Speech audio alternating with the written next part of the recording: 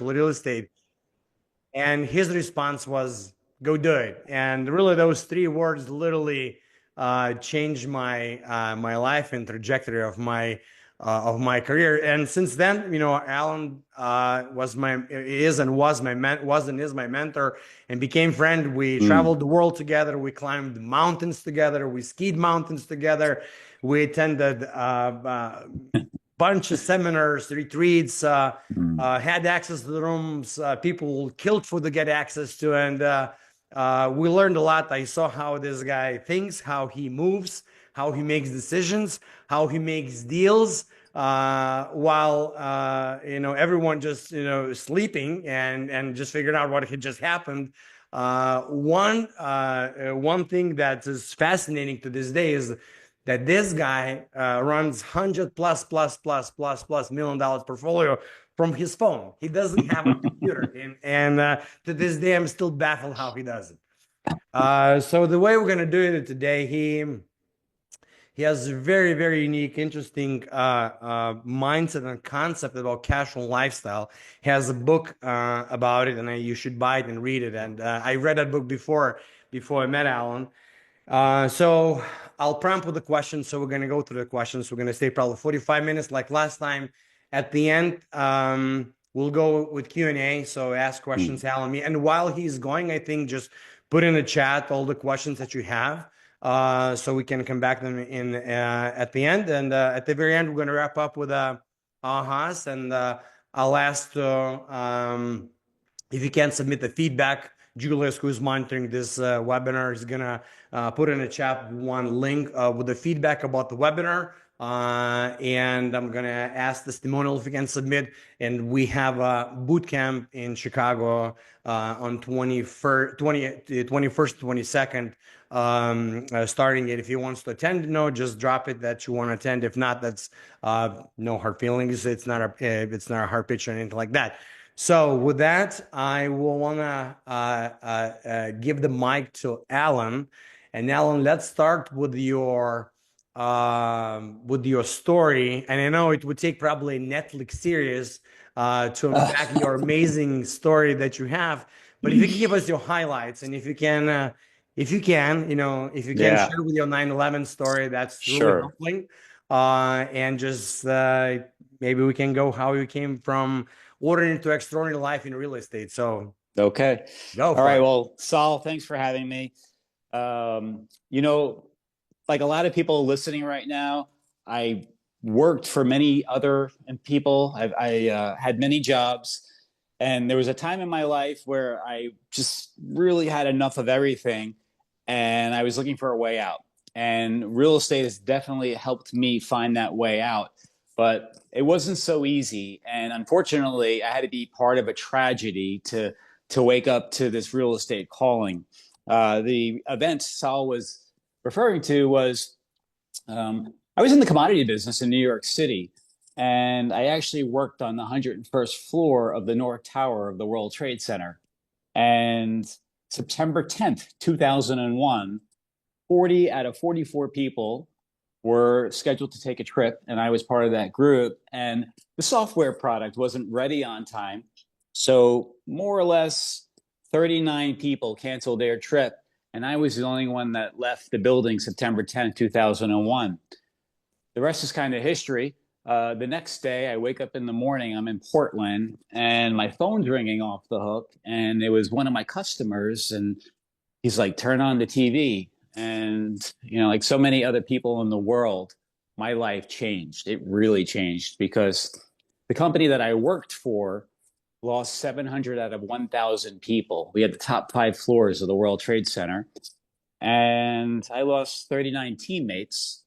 And I struggled so hard to get to that position in my life. I climbed such a corporate ladder to find myself more or less out of a job a few months later. My life changed drastically. And I remember I got involved with real estate. I went to my first real estate event, and someone on stage said you could buy houses for like 10, 20 cents, 30 cents on the dollar. So I bought the course. and I learned how to do it. And that really changed my life. This tragedy, this survivor guilt, it was very painful. I lost everything. I lost my salary. I needed to rent out my condo in Hoboken, New Jersey, and I moved to Houston. And luckily enough, in Houston at that time, believe it or not, to our listeners, Saul, you could buy houses for 20, 30, $40,000 a pop, I remember those and times. get in there with carpet tile, paint, move some walls, put a tenant in there, refinance the property, and or flip it. And for once a month, for 10 years straight, I bought a house and I put it into a rental portfolio. And I did that for 10 years straight. And before I knew it, I had 120 houses. And, I started to, the light bulb in real estate really started to go off in my head.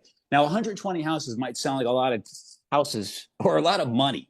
And you know what? It really wasn't a lot of money because they break and the tenants move. And I was looking for an easier way or more reliable source of income. So I started reading about apartment complexes, and I started taking the classes, and I started networking with people.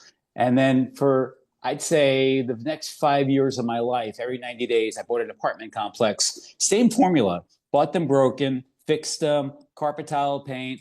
And at the time, they were really cheap as well because the United States was going through some financial turbulence. So I bought around the 2,000, 2,300 apartment complexes. I started using syndication, pooling other people's money. And, I did that for around 5 or 6 years. I kept buying the houses. One day I woke up and I had a few thousand apartment units. I had a few hundred houses, and it was painful. It really was painful. And that's why when we met, Saul, I remember that look on your face because I can relate to, houses are great and you can make a lot of money with houses, but Yeah. it's a painful way to make, to make a living. There's easy ways to make money in real estate, and there's hard ways to make money in real estate.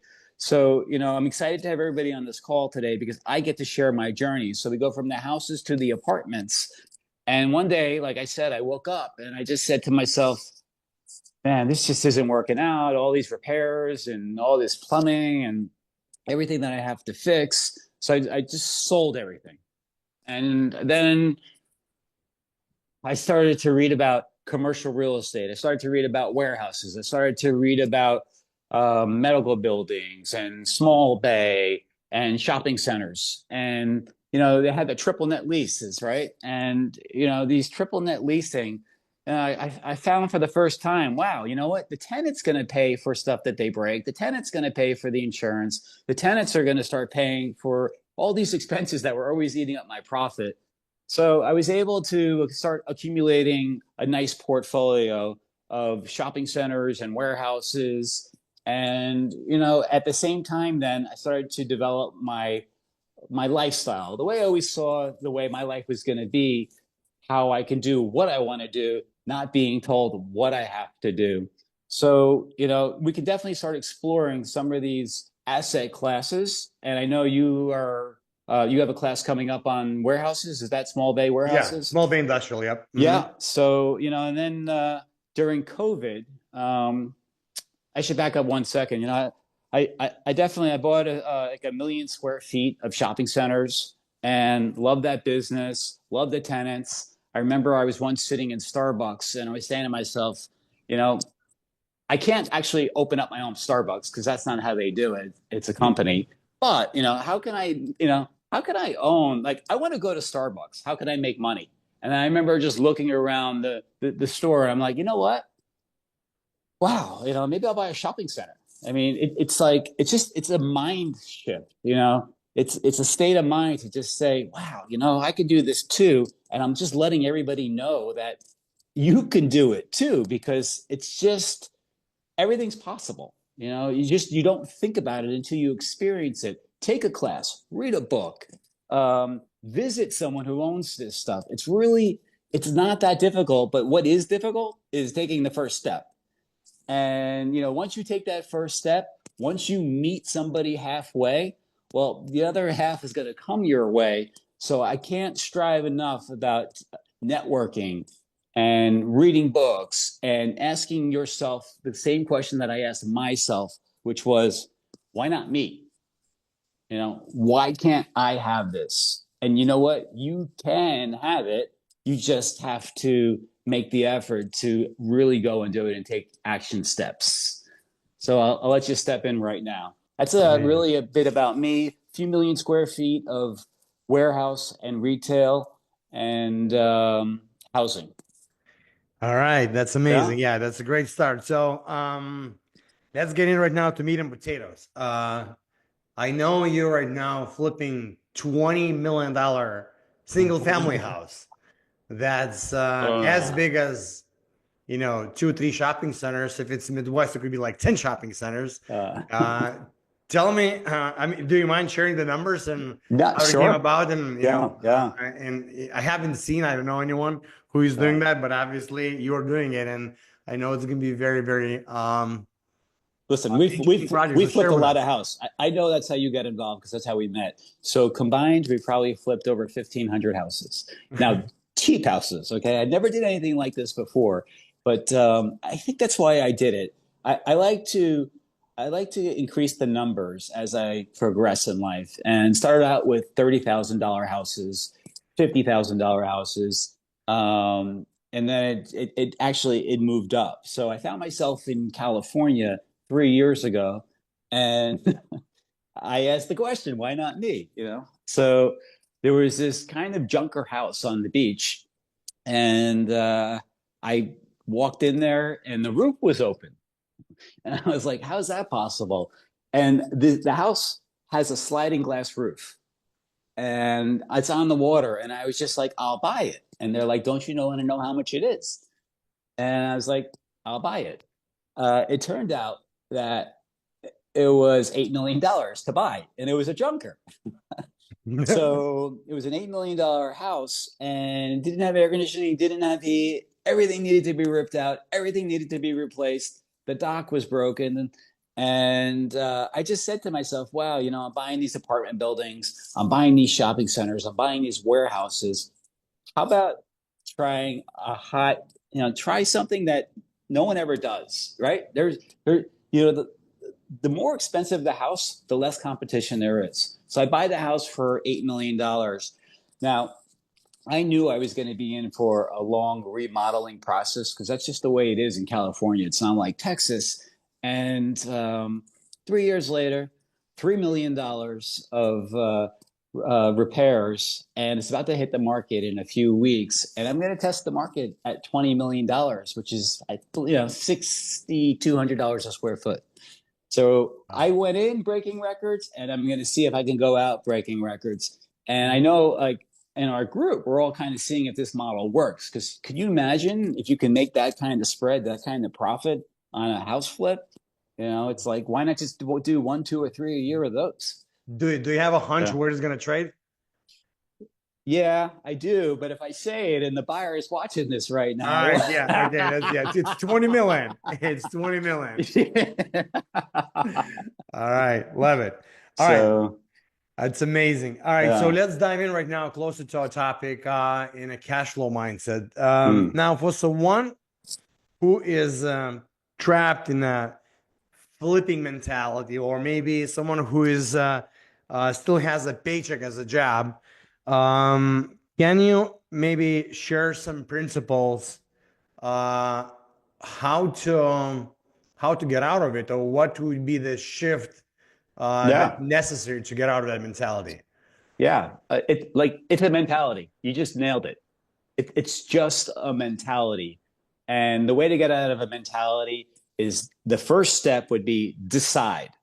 You have to make the decision that you don't want that W-2 income anymore. You know, you want to go out and you want to start your own thing, or keep the W-2 income, but go start a side hustle, and you know, jump into real estate. So once you decide just to make that shift in your mind, well, you got to educate yourself. And you know, that's how I did it, and that's how a lot of people do it. Just go buy some books, go to the store, whatever, you download some stuff, watch some videos, educate yourself. Um, and then once you kind of get the lingo down and you got a good understanding, go find a mentor. Anybody. I mean, there's so many people, you know, I find in life, a lot of people are intimidated to ask for help.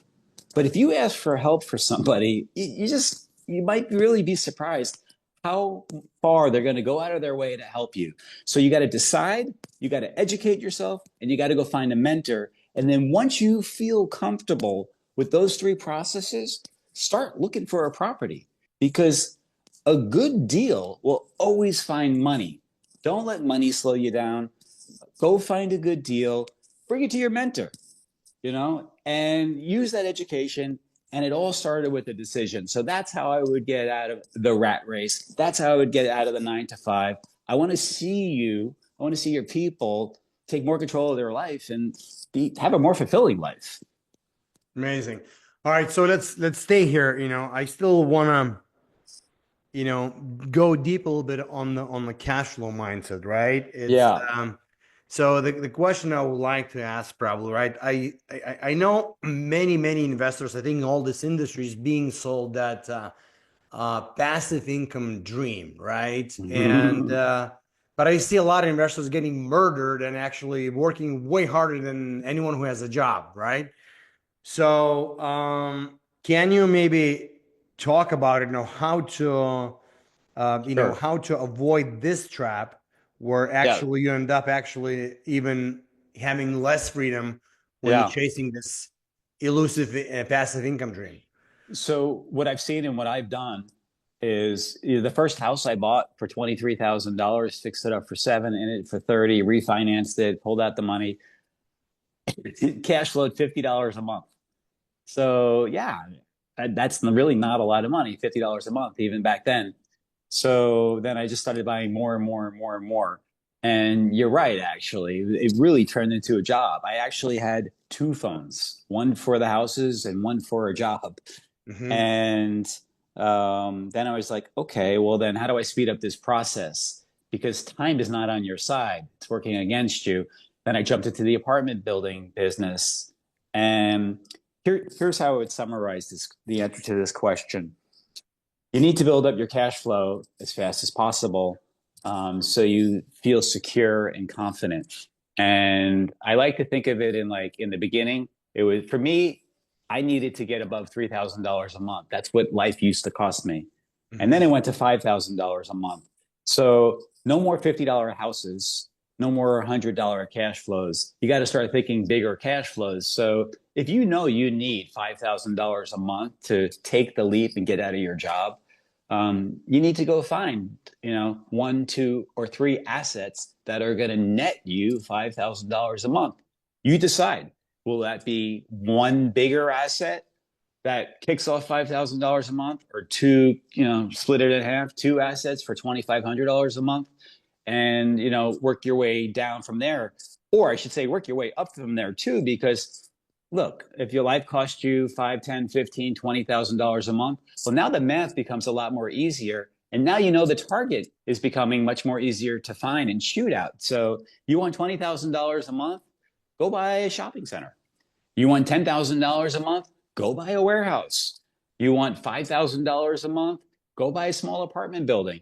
So we can start zoning in on what products you need to cover your monthly nut, which will be covered by the cash flow from these assets. But now you're starting to develop a plan on how you're actually going to do this instead of just, blindly shooting at a target. That's you know what? That's another way I heard your explanation. I think you told me that different ways, but I just heard it differently. It's just Yeah. very small shift, but actually targeting not the cash flow number. Let's say a lot of times, people want, $20,000, $30,000 a month in cash flow, and they go, I'm gonna go buy 100 houses. But they want 100 houses until they get 100 houses. Almost Right. everyone will get 100 houses, don't want 100 houses anymore, right?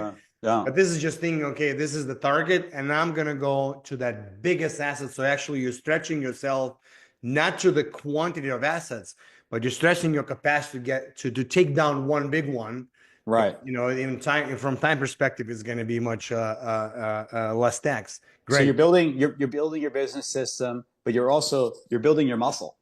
Yeah. If you're The truth of the matter is, if you got 100 houses, you're taking 100 phone calls, and you're building thick skin because they're not calling you up to say I love you.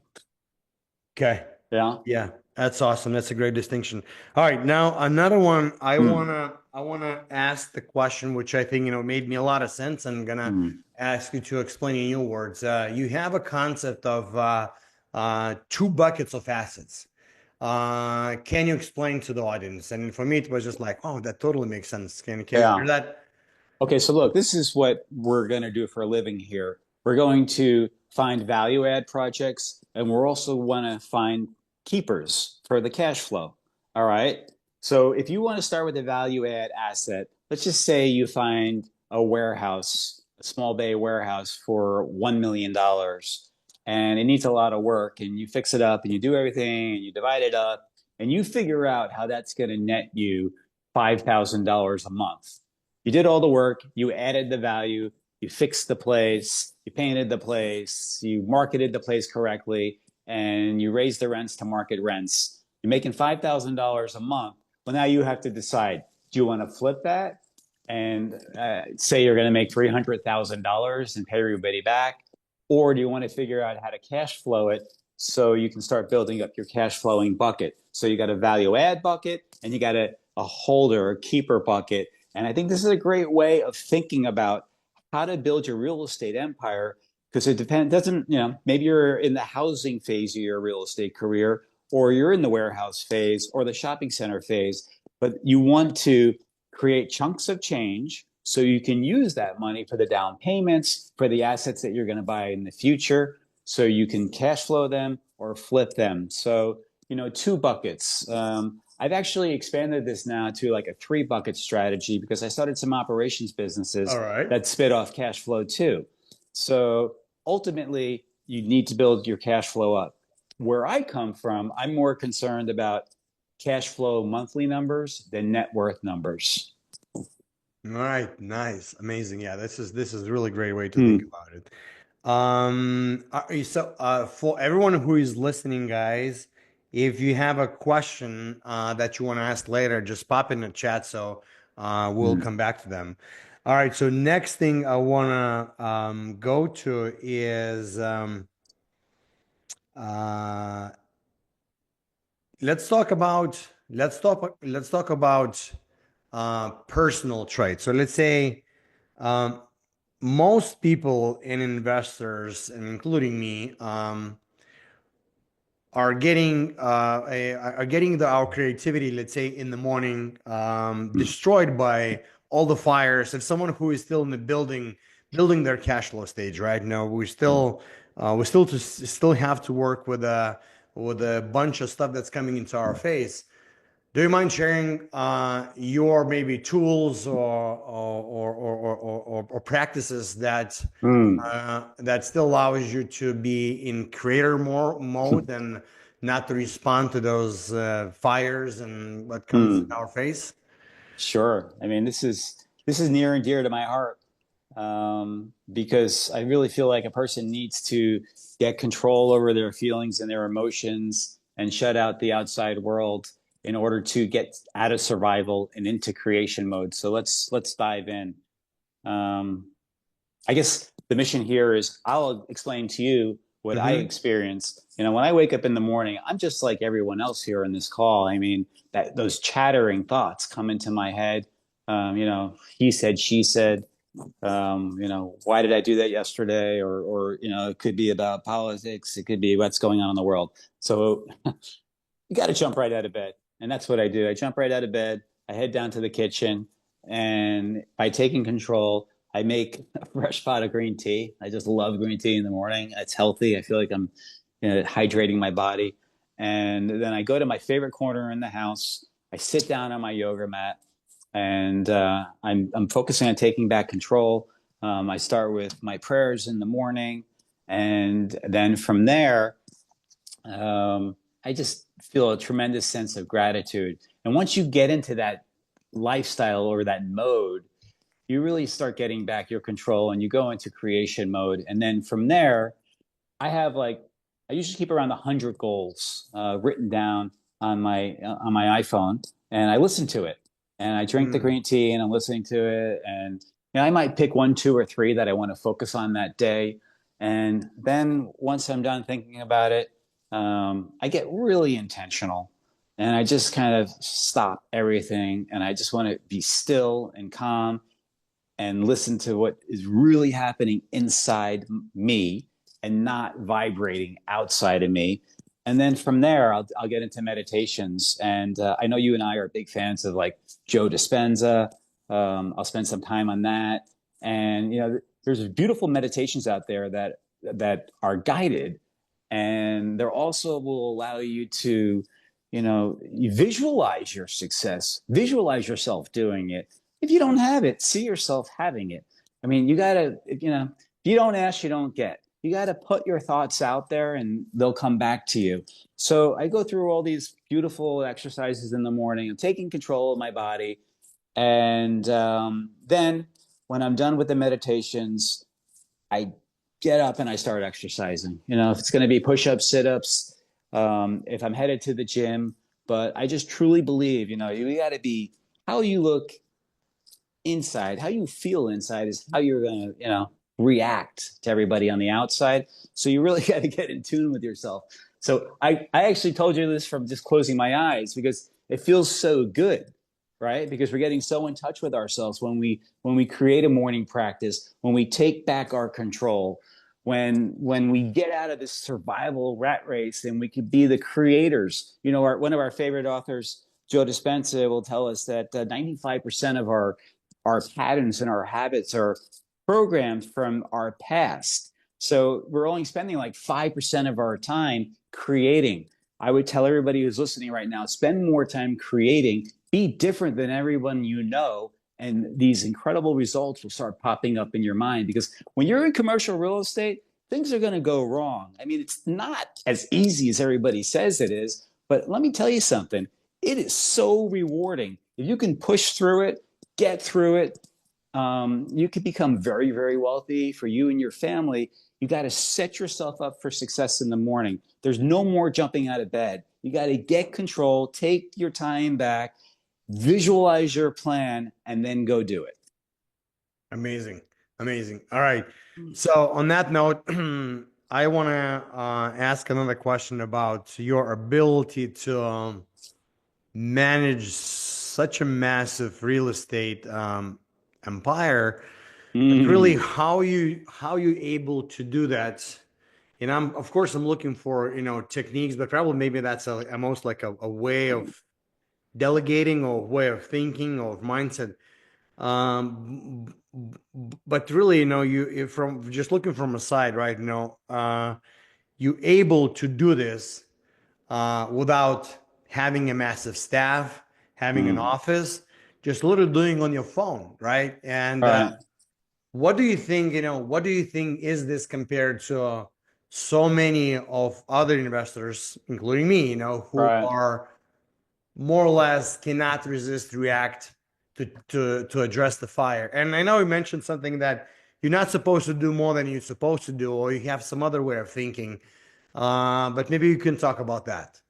So,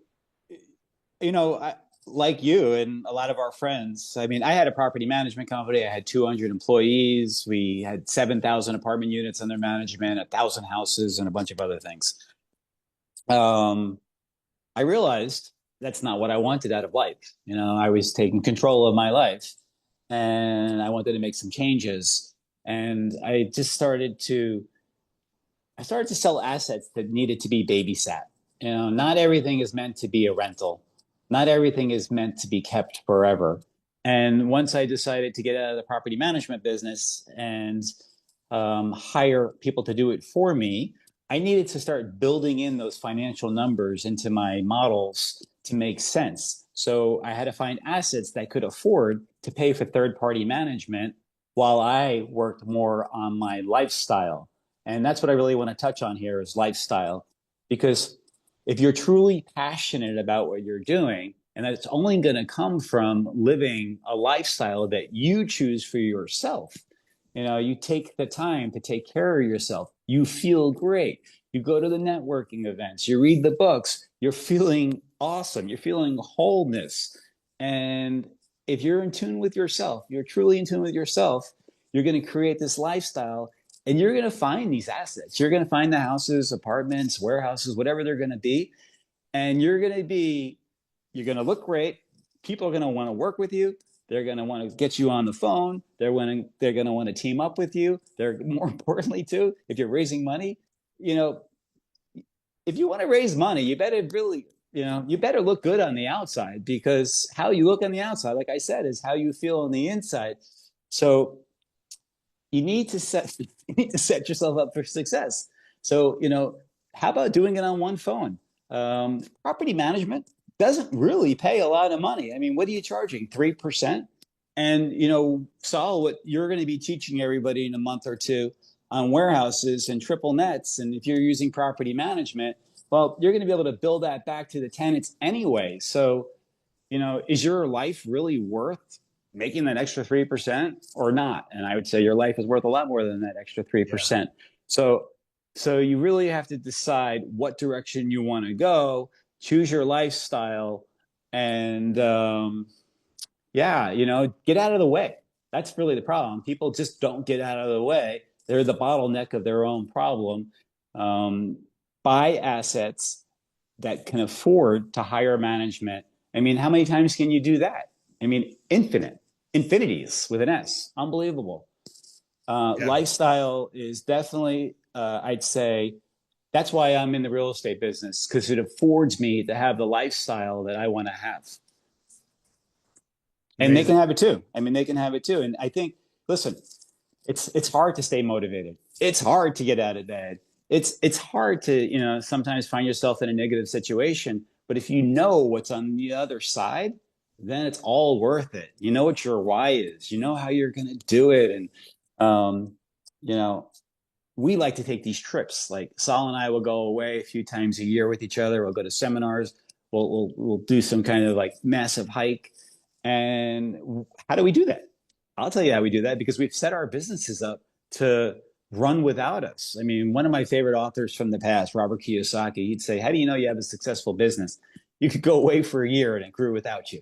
You know, I don't know if we can go away for a year and have our businesses grow without us, but I know we can go away for a few weeks at a time. We could take these mini sabbaticals. We can talk shop while other people are out there running our businesses. Amazing. Amazing. Awesome. Um, Another question I want to dive in would be also just ask your take on for the people who want to transition for the asset class. For me, it was very, very challenging. Mm, Say go from residential to commercial, and I know that quite a few people, probably most of them, actually not able to make this transition. But normally, let's say if you look at real estate career, someone who had 60, 70-year real estate career, right? They started from, even look at Sam Zell, right? He's the first yeah. house that he bought a two flat, I think somewhere in Michigan, and then it goes to, many houses, then apartments, then commercial real estate, then a lot of commercial real estate and in industrial and probably development. And at the Uh, end, usually they become a financier at the very, very tail end of their career, right? But most of the real estate people, I think they end up in a housing. And mm, even though there is that allure of passive income, most of them are going to end up having a job running a lot of houses. And I just would like to say, what would be the advice from you? I can speak for myself. For me, it was just a decision. mm, I'm glad I had, maybe someone who's whispering from your side and a couple of other people. I just had to sell and buy, right? It wasn't mm. transition. It was like very abrupt for me within probably 6 months. But, what would be advice from you? Let's say if someone who is transitioning from one asset class to another asset class or from one step to another step. So asset swapping, right? Kind of like jumping from one asset to another asset Well, yeah, class. I think they'll probably, I want to say that, when you're going from small asset class to larger asset class, and whereas it Yeah. involves more risk, but it's more reward. Yeah. I mean, first of all, you got to get comfortable, right? Because if you're going to make that dive, it sounds like a larger it's all about how many zeros on the deal, really. I mean, you're going to go from small to medium to big, or maybe you go from small and you jump to big. So it's really about what the individual can handle. And it goes back to, a good morning routine. It goes back to confidence and courage and body, mind, spirit. Um, when I went from houses to apartment buildings. I couldn't afford to stay in houses. So, I was forced to go into apartment buildings. I needed more cash. I needed more cash flow.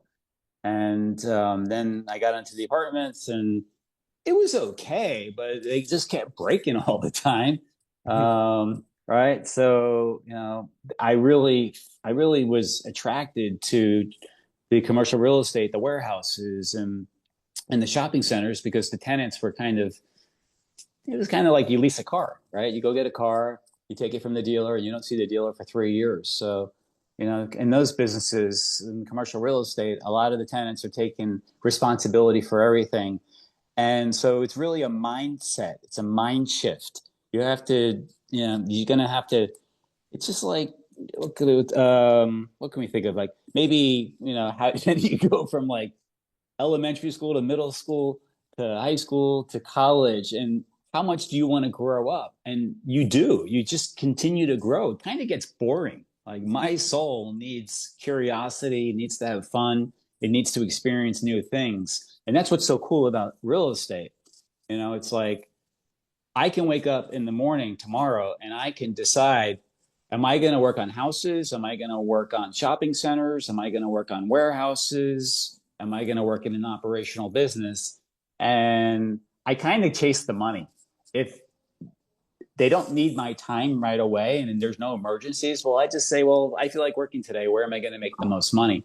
So money is a big driver on, how you're going to jump from one asset class to another. And I'll tell you what also helps me is goal setting. Because look, let's just say I want to make $100,000 a month. Well, Mm-hmm. start working backwards and ask yourself, well, how am I going to get $100,000 a month? You're not going to get $100,000 a month by just owning houses. You might, but that's going to take a while. I That's mean, a 400 while, houses. right? So, right. That's true. So, right. Or it goes down to the apartment building, how many doors. But then you could say, well, let me go buy a more expensive asset. Yeah. Right. And then maybe, so there's more cash flow in bigger numbers. So, for me, I wanted to get to $100,000. So I was on a rocket ship and I wasn't going to stop until I got there. Amazing. Yeah. Awesome. Thank you, brother. All right. Mm. So I think we are at the time when it's probably time to tap in and collect the genies in All this. right.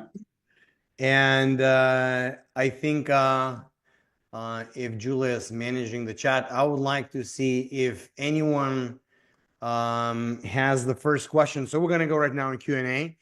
And I would like to see if we can answer some questions for audience. So that will be for Alan or for me or for both. Mm. And let's fire up. Who has I don't see a chat, but who has the first question? Maybe you can raise the hand.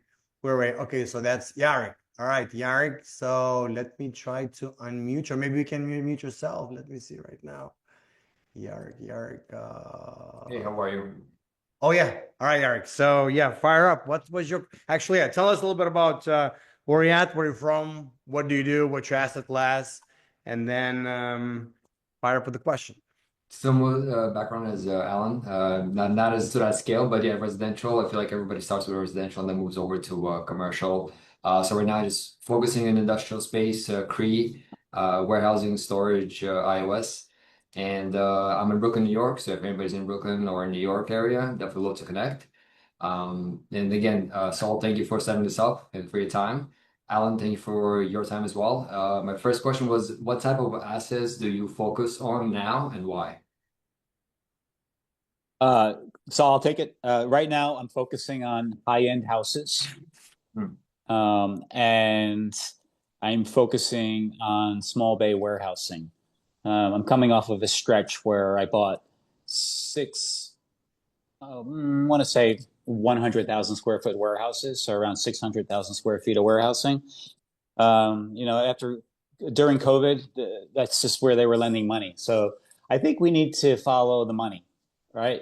So wherever lending seems to be easier or attainable for you is really, what gets me excited because there's always a good deal. You have to find the good deal. So, but to answer the question, I like housing. I like small bay. I love shopping centers, but I just can't. I mean, I'm just seeing like 7, 8 cap deals, and that's what it costs to borrow money. So I get the play, buy it maybe at 80% occupancy and sit there and raise rents, but I don't like that play. Got it. Yeah. Okay. The second is question is how does your 2025 buy box look like? I know you mentioned cash flow numbers is your priority. Yeah. My 2025 is turning out to be interesting because I've decided if it's not making money, I don't want to carry it right now. So I'm definitely cutting fat away from the meat. And because I think we're in good times right now. And I'm not sure about which way we're going, but I want to kind of keep my money close to me. So if I buy something, I want to be able to flip it. So it's really hard buying cash flowing assets at or a 3, 4, 5 cap right now because interest rates are so high. So we need rates to come down, and clearly, part of the political system here wants rates to come down. Makes sense. Yeah. I can take a stab at this if you want. Yeah. Yeah, so right now we're focusing similar, I think, to Alan, small bay industrial in Midwest and smaller retail shopping center. I'm saying smaller, 30, 40, 50, 60,000 square feet. I mean, we can go up to 100,000, but this is smaller bite sizes. We also changed our buy box this year compared to last year. We selling all the self storages. We bought them in the past, and we have two more. We just closed one on Wednesday, and also the same thing because of the debt. We are not jumping on the very heavy lifts unless it's a smoking hot deal. We in the last 3, 4 years we would jump like on a big box, which was a very heavy lift, and would chop it off in a small bay industrial. We are right now just waiting patiently if something would come up, but not necessarily jumping on everything what comes up. But obviously, chasing small bay industrial and small retail shopping centers. It seems like what a lot of people are doing right now that need to be doing something is development. And because, when we develop, we try to bake in a good 30, 40% profit margin on the whole entire asset. So, I mean, it's a complicated matter, but if you can develop and you can buy, then it comes down to the price of land. I can give you an example. I was on a conference call with my group last night. We're about to break ground on a 500,000 square foot all storage type of facility, you name it, from RV, boat to retail to small bay, kind of like one-stop shopping for storage. What makes the deal really attractive, everybody, is that we bought this land 3 or 4 years ago at $3 a square foot for the dirt, and now it's going for like $12 a square foot. But if you can find a good price on land, maybe there's a play there to put up a building. Got it. Thank you. Makes sense. Yeah. All right. Do we have a second question? Who has a second question? Anyone? Garrett had a second question. All right, Garrett. Garrett is on the dock. How to unmute it, Garrett? Julius, can you unmute Garrett? Did you say on the dock? Because can you continue? Go ahead. Yeah, Garrett. Yeah, go ahead. Yeah, my question was if you had to start all over in this market with inflated prices and high interest rates, what would you do? Yeah. I got to jump right in. I love it because retail storage it's kind of new for me, even though I've been part of a syndicate of like 5 or 6 people for the last, feels like 5 years. I'm just an LP in the group. I'm a limited partner, so I'm not driving the workforce there. But they're killing it every time. Like every quarter, we have a meeting. They're building. We're developing them, and they lease up immediately. And like always so envious and jealous. And sometimes you feel like there's just too much of it. Everywhere you drive, you see a storage retail facility. But every time we put one up, it fills up, and then these people stay for like 2 or 3 years. So I have a 21-year-old boy, and I would love to see him go into some kind of warehouse storage development business. All right.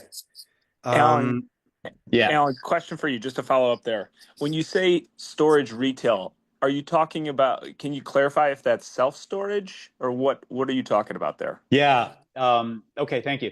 Yeah. Retail self-storage, somebody gets 100 square feet, pays $1 or $2 a square foot. You climate control, not climate control. But we've expanded the model. We have like RV parking, boat parking, and then to clarify, small bay warehousing where you have maybe 1,000 or 2,000 square foot spaces. We do that too. So sometimes we have all of those different products in one facility. Other times it's just small bay or retail storage separate. They've all been successful. Got Awesome. it. Thanks.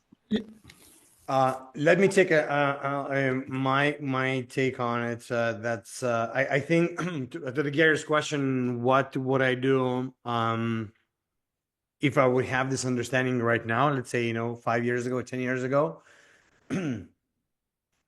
I think I would stick to one asset class and would get really good at it.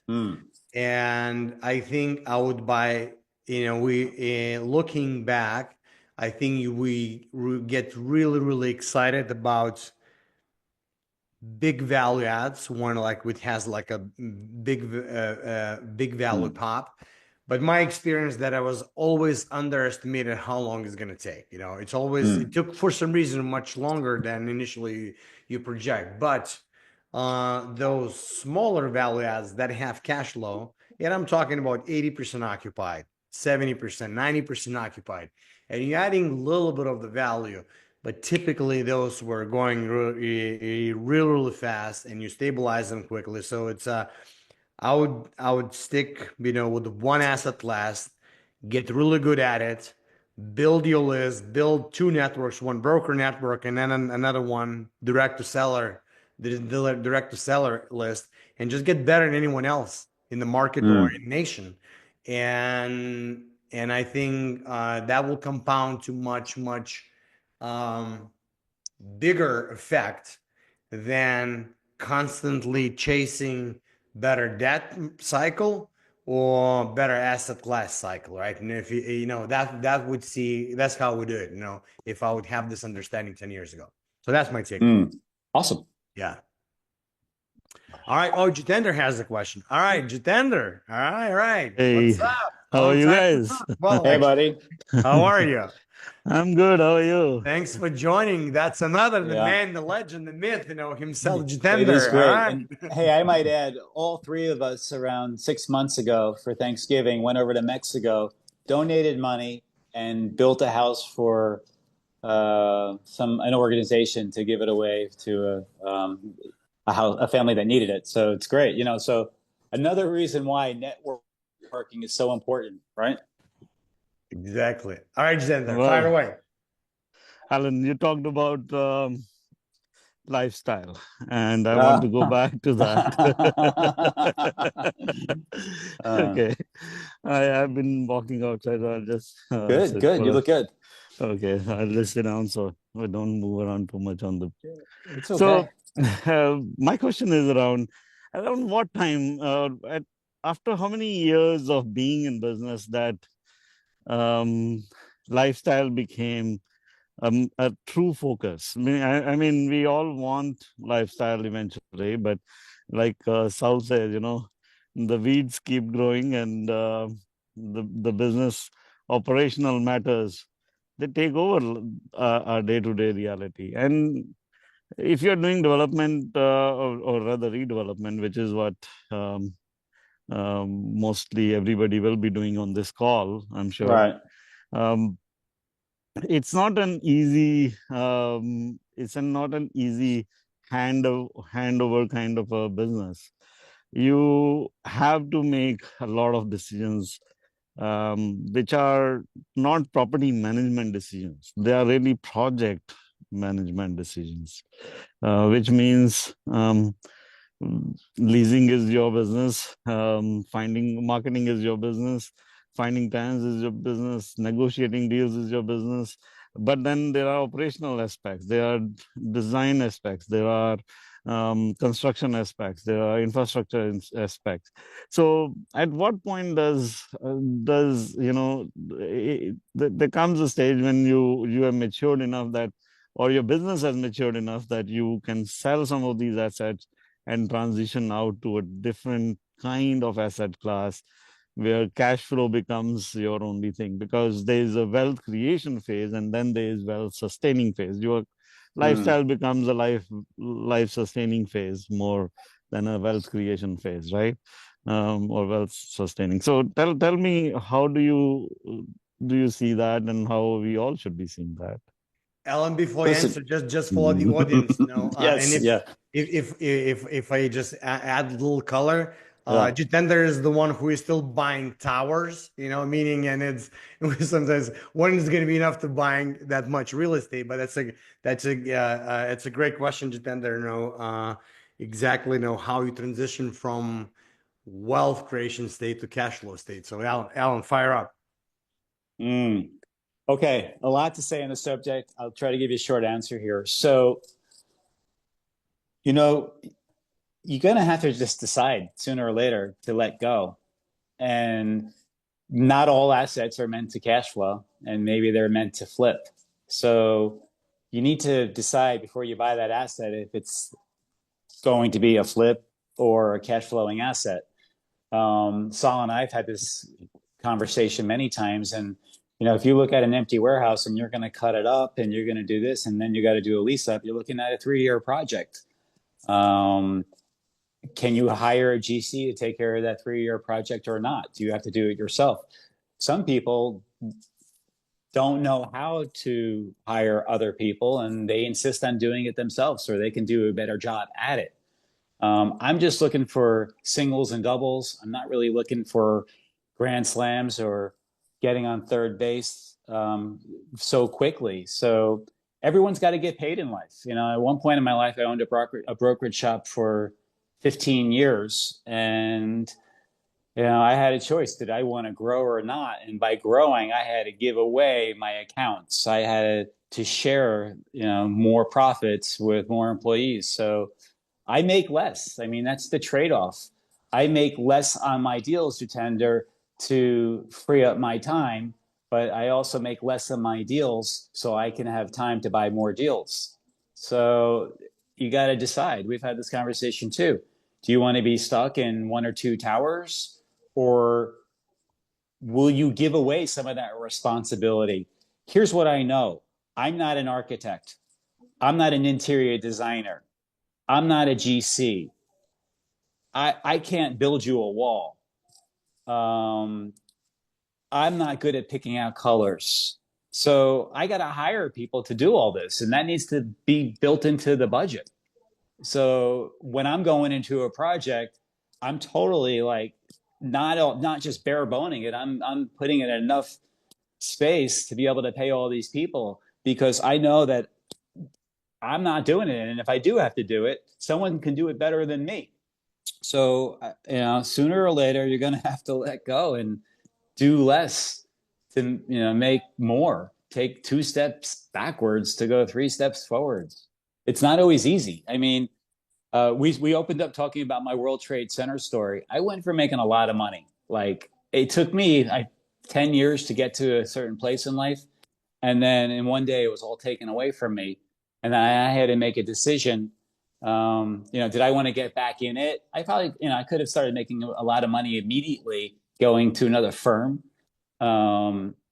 But then I was dependent on just $5,000 a month, $50 a house, right? So that wasn't fun. But then, I ended up flipping 700 houses over a 20-year career, and I cash flowed a few hundred houses. But I could never have done that by staying in the operations business or the acquisitions business or the finance business. You have to relinquish control. And I think if you find yourself 1 foot in and 1 foot out, half pregnant, you got to make a decision. I mean, you want to have this baby or not? If lifestyle is what you're truly seeking, then get rid of some of those projects that are taking up your time. I mean, I just got up this conversation with a business partner recently where everything's great, but 2 assets. We have like over a dozen assets, but 2 keep us up, or keeps him up, not me up. And we're going to sell those assets. I mean, and you know what? One day, shoulda, woulda, coulda, they're going to make someone a lot of money. But I don't want to devote the next 3 to 5 years of my life nursing these assets back to health. Get rid of them. Move on. We're not going to starve. I mean, people are living for $2 a day. Look, you just spent a half a year in India, probably. I mean, holy cow, you're like a Raj over there. Amazing. So, Yeah. so essentially, you did all these years. You said you did 15 years of brokerage, and you did all these years of hard work. So you didn't get here just because you started with life and saying, I just want a lifestyle. You got here by doing a lot of hard work. 700 house flipping is absolutely, by any means, it is a humongous amount of work, right? It is huge.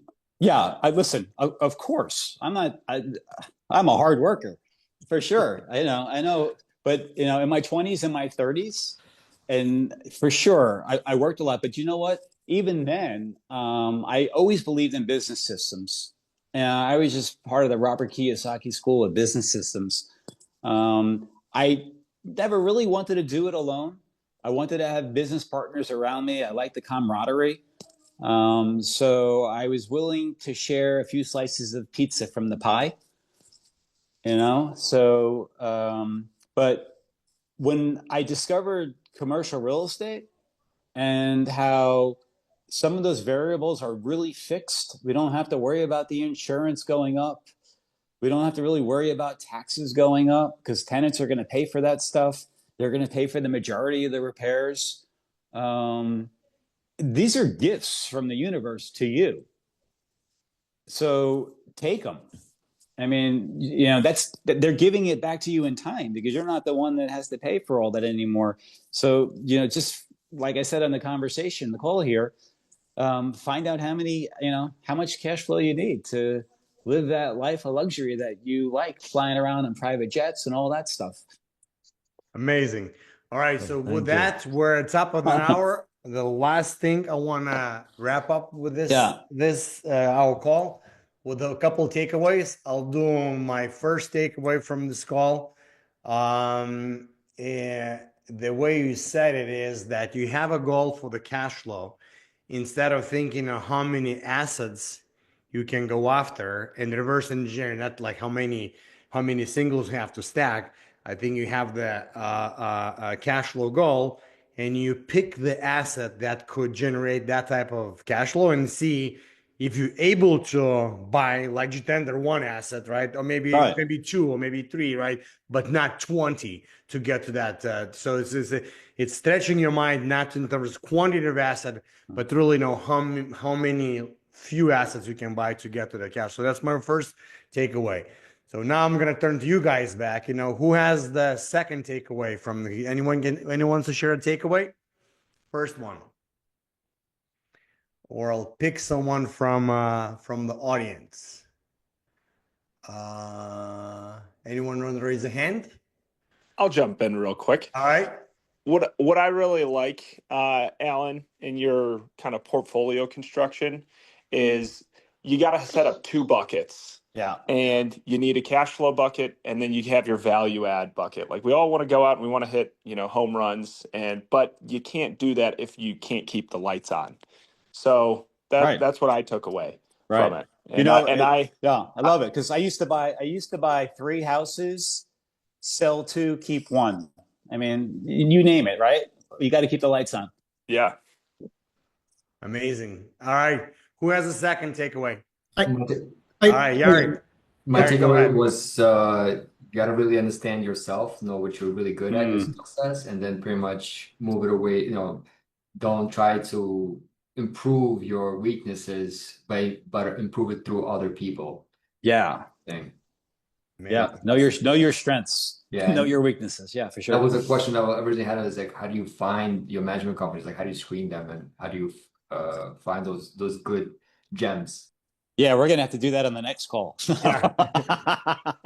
All right. So thank you very much, Yari. No, with that, drop your comments in the feedback. I'm gonna put them on maybe on my newsletter to respond. I'll interview more Alan. But last takeaway, Ginger, fire up. What's your takeaway? What did you learn today? Takeaway is yoga in the morning, meditation. Joe Dispenza, get centered, be grounded, and then carry that power throughout the day with you. And Thank you. I've been in the real estate business for a few years too, and I've noticed that makes a huge difference in how the day goes and how I control myself in the midst of the chaos. So That's great. Thank you for repeating that.